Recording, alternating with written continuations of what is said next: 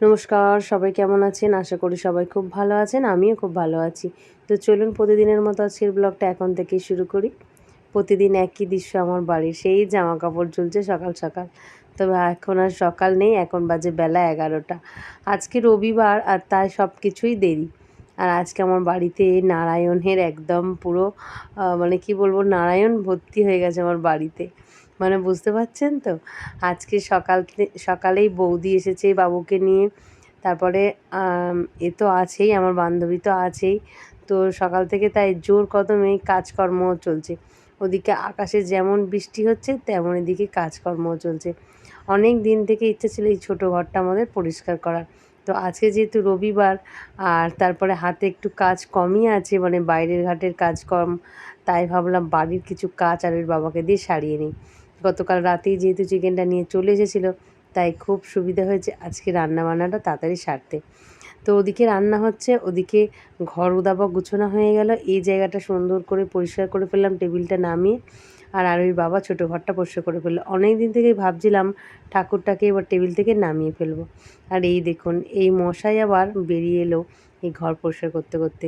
তাই বর্ষাকালে সবাইকে অনুরোধ আমার, ঘরদোর পরিষ্কার রাখুন। আর একই জায়গায় জিনিস অনেক দিন ধরে ফেলে রাখবেন না, সেটাকে একটু সরান, আবার গুছান, এরকম করুন। নাহলে এইসব জিনিসগুলোর উদ্যোগ খুবই বাড়বে। সে যাই হোক, বাইরে তো প্রচুর বৃষ্টি হচ্ছে। আর আমরা সবাই মিলে কাজকর্ম সেরে নিই, আমি ভাত বাড়তে চলে এলাম। আমার বান্ধবী বা আমার বৌদি আমাকে বারণ করছিল এত সুন্দর করে সাজিয়ে ভাত না দিতে। আচ্ছা বলুন তো, সারাদিন কষ্ট করে যে রান্নাটা করি সেটা যদি সুন্দর করে না খেতে পারি, তার মজা আছে কি? আর যেহেতু সবাই আমরা একসাথে আছে খেতে বসবো, তাই ওই জন্য ভাবলাম না, সবাই মিলে এরকম সুন্দর করে সাজিয়ে দিই, সবাই মিলে একসাথে খেতে বসবো। একা একা যখন খাই তখন তো এইভাবে যা ইচ্ছা করে খেয়ে নিই, এইভাবে খাওয়ার সময় সুযোগ হয় না। সে যাই হোক, তখন ইচ্ছাও করে না। কিন্তু যেহেতু সবাই মিলে একসাথে খাবো, এমনিতেই আমাকে ভাত বাড়তে হতো, তাই আমি সুন্দর করে ভাত বাড়ছি। আর এই যে চচ্চড়িটা করেছি, এটায় সব রকম সবজি আছে, চিচিঙে, পটল, আর সাথে আছে পেঁপে, আলু, মাছের মাথা, এই দিয়ে একটা চচ্চড়ি বানিয়েছি, আর মাংস। একদম সিম্পল খাবার। আমার রেডি যেই হয়ে গেছে, সাজানো গোছানো, আমার বান্ধবী নিয়ে চলে আসলো ঘরের মধ্যে।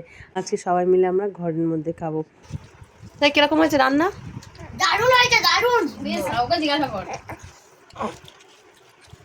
আসলে মাংসর থেকে নাকি চচ্চড়িটা খুব সুন্দর হয়েছে, তাই চচ্চড়ি দিয়ে ভাত খেয়ে সবাই হেভি হেভি করছে, মানে সুন্দর হয়েছে রান্না বলছে। তো যাই হোক, আমার বোনও আমাদের চচ্চড়ি খেতে ভীষণ ভালোবাসে, আমি নাকি চচ্চড়িটা করতে খুব ভালো পারি। যাই হোক, সব কিছুই চচ্চড়ি করে ফেলি মাঝে মধ্যে। দারুণ সত্যিই হয়েছে, আমি যখন ভাত খাচ্ছি ভালোই লেগেছে। আসলে এতক্ষণ তো আমি বাবুকে নিয়ে বসেছিলাম, এখন আরোহীর কোলে দিয়ে আমি খেতে বসেছি। তো এখনও ওদের খাওয়া শেষ হয়নি, সবার মধ্যেই আমি এখনও আছি। তো খাওয়া দাওয়া হয়ে গেল, বিকালবেলা আবার একটা নারায়ণের আগমন। আমার নন্দাই এসেছে, মানে আমাদের বাবুর পেশমশাই।